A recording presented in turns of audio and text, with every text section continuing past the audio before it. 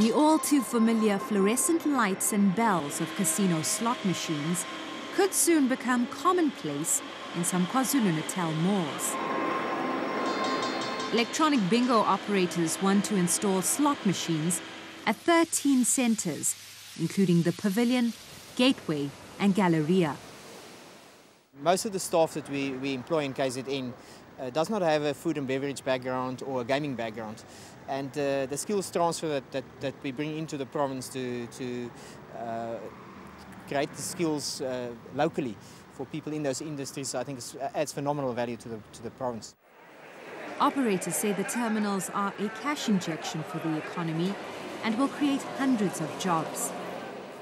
The huge majority of those staff are previously disadvantaged individuals, and in fact I think your operations, Chris, are similar in that 70 to 80% of those staff are black females. So it's a very, very positive thing in terms of the job creation.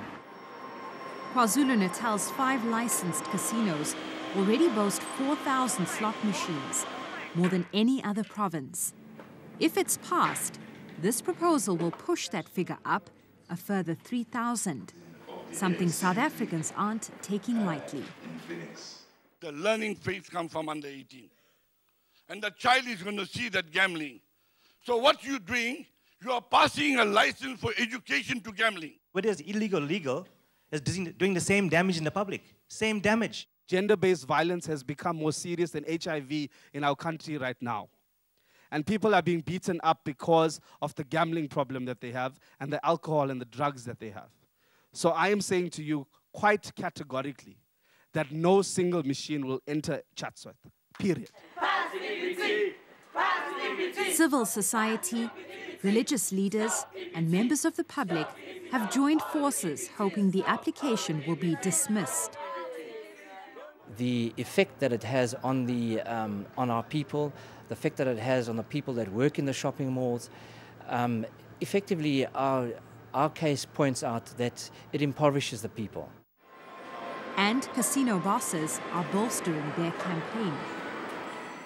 It actually makes a mockery of the fact that we have to go and spend billions and have must-see attractions, hotels, restaurants, and to have our license presented to us.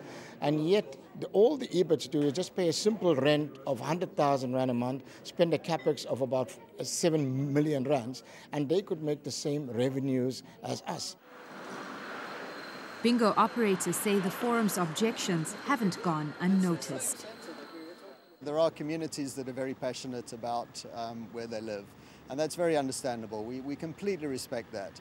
But it's clear also that these objections are really not about EBTs in principle. They're about gambling in general, and people are concerned that more gambling is being introduced into their neighborhoods, and that's simply not the case.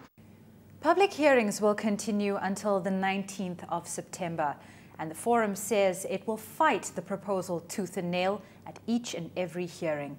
Judith Subin, Durban.